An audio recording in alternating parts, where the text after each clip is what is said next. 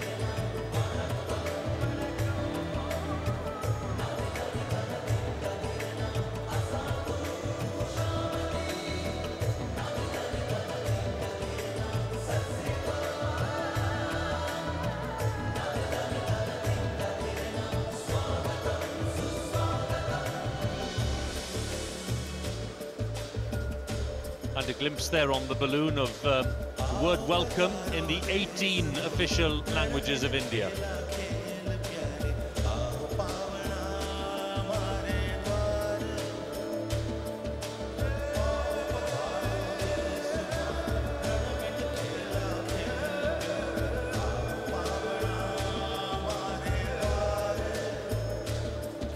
So the children, having formed the shape of the palms together, are now reforming, and without wanting to give the game away, they're about to do something rather clever, which I think everyone at home will enjoy.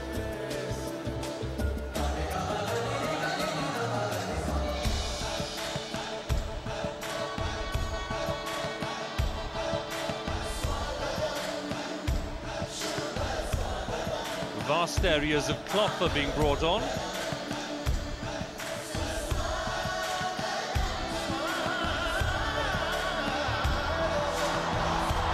There we have the Indian flag unveiled in the colours of the tunics, suddenly covered by these huge areas of cloth. What we can now see is the children painting their own distinctive shapes and colours on the cloth to make a certain pattern which will be revealed shortly. Well, this is the application of henna, isn't it?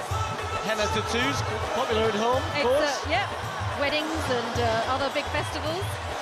Not something I've done myself, I have to say. Yet. Well, not on that scale, Steve. There we have the outstretched palms. A very graphic illustration of the notion of welcome. A welcome to the world to these Commonwealth Games.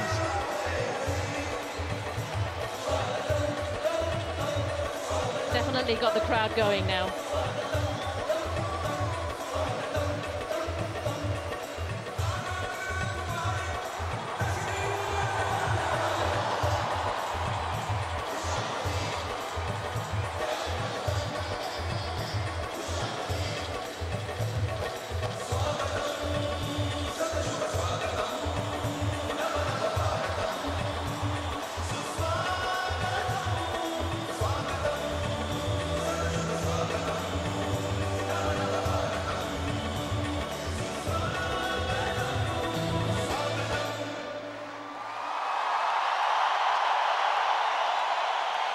Well, that was a very big hit.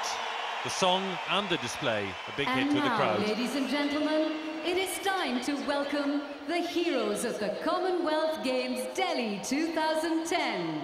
Contingents from 71 Commonwealth countries. Ladies and gentlemen, a huge round of applause for the participants. Some 4,000 athletes, a little over 4,000 taking part in these games in 17 disciplines, 260 sporting events. There are 71 nations taking part. Biggest contingent we'll see will be from India. They'll be the last to come in with more than 400 competitors.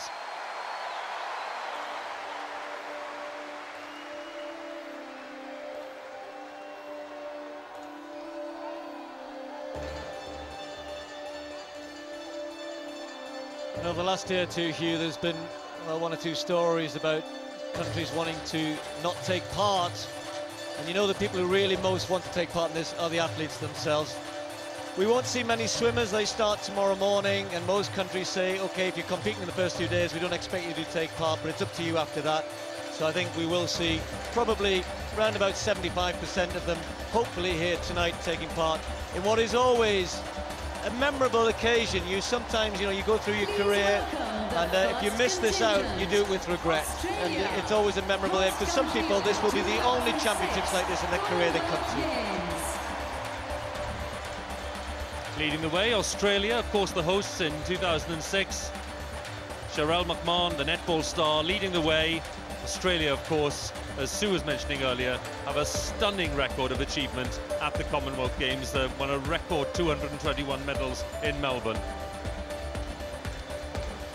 Well, they've brought a very strong swimming team, and there's not many of them going to be out there. As I've said, they'll be competing starting tomorrow morning in the pool. Very strong athletics team as well. In fact, most of them were still in the northeast of England until recently. They flew out from Newcastle, which is Newcastle in the northeast of England. They've been competing there. The likes of Steve Hooker, their Olympic pole vault champion, and Sally Pearson. She'll be looking for gold in the 100 hurdles. Australia should do well in track and field.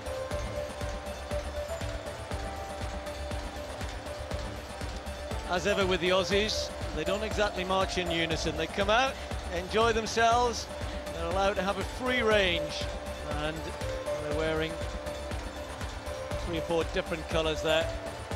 But given their record in the game, Steve, they're allowed to have a good time.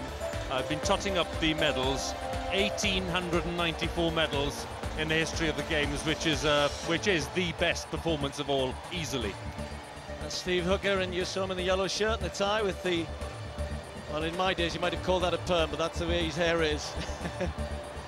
He has been in the best of form this year, the Olympic pole vault champion, and, but I'm pretty sure that he'll be the favourite for the gold in the pole vault.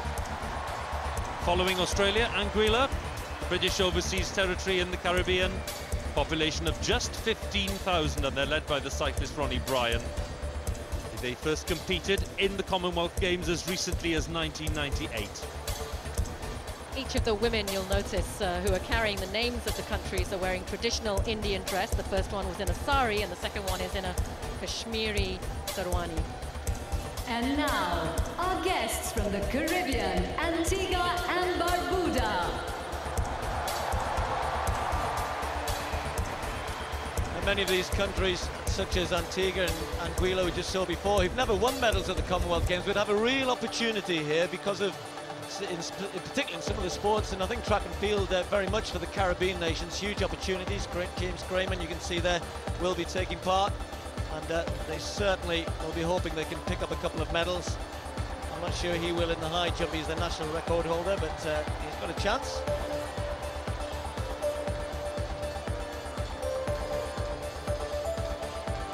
कृपया स्वागत करें हमारे अगले दल Bahamas का। In come the Bahamas. They gained independence from Britain back in 1973. They're very strong in track and field. And, I think, Steve, they're being led in by the boxer Valentino Knowles. They are. He's already tasted success at the Commonwealth Games. They have a separate boxing championships, actually, for the Commonwealth. He took a silver medal there, but not in the games themselves. They'll be looking to do well in the athletics once more. Christine Amateur in the 400 and Demetrius Pinder, a new name. We talked about new names coming to the fore, and he's an improving athlete in the men's 400 as well. Please welcome the People's Republic of Bangladesh. Here we have Bangladesh, one of India's neighbours, of course, and one of the more newer entrants to the Commonwealth Games. They first took part in 1990. And their flag bearer is their shooter, Mohammad Asif Hussain Khan. Well, he won a gold medal in Manchester, was just 15 years of age at the time. He doesn't look much older now. No, he doesn't.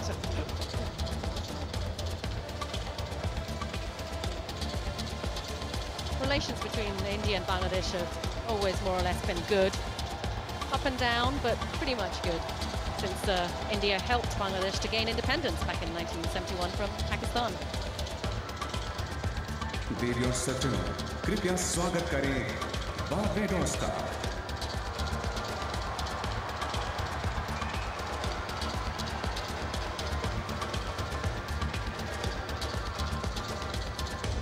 The very tall figure of Laurel Brown as the netball player, who is the flag bearer for Barbados. Of course, netball not in the Olympic Games. This is a massive championships for netballers around the world, and it'll be a tight competition, probably in the end between Australia and New Zealand. It often is. The Silver Ferns, will be seeing them later on. But, Barbados hoping to do well. Is Belize.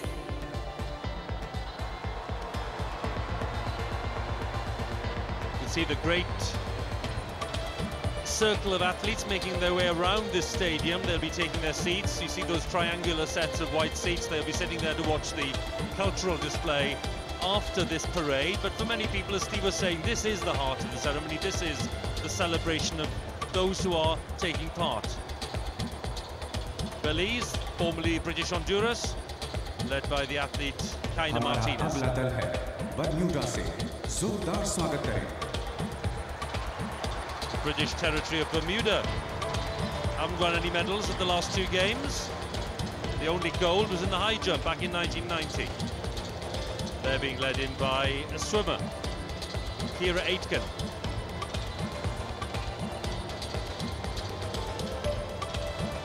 Well, they've got a chance, not in the high jump, but in the long jump this time. Tyrone Smith's right up there in the rankings, 8 meters 22. Ladies and gentlemen, please welcome Botswana.